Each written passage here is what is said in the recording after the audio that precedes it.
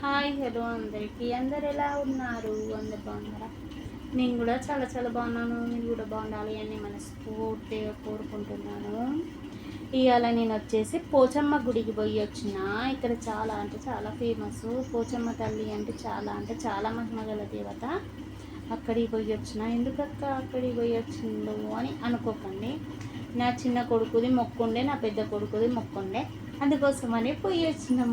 అదో నా కొడుకు చూడండి, నన్నే చూస్తాను. వాడికి ఏంద్రా నన్ను చూస్తాను, అవి చూసిందా నన్నే చూస్తాను. ఇట్లా బీరిపోయి చిన్న కొడుకు అనగానే చూసిందా వాడికి ఎట్లుంటాడు. మరి మీరు కూడా ఏదన్నా మొక్కులు ఉన్నా కానీ తొందరగా తీర్చుకోండి.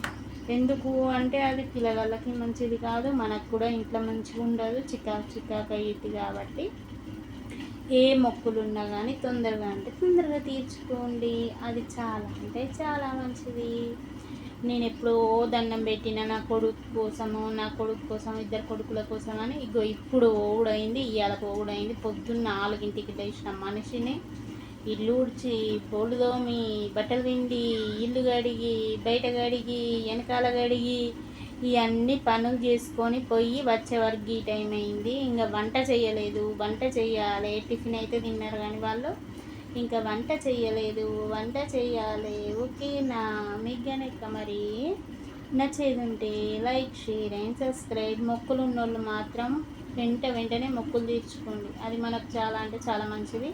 పిల్లగాళ్ళకు మంచిది, మనకు మంచిది, అన్నిటికి కూడా మంచిది.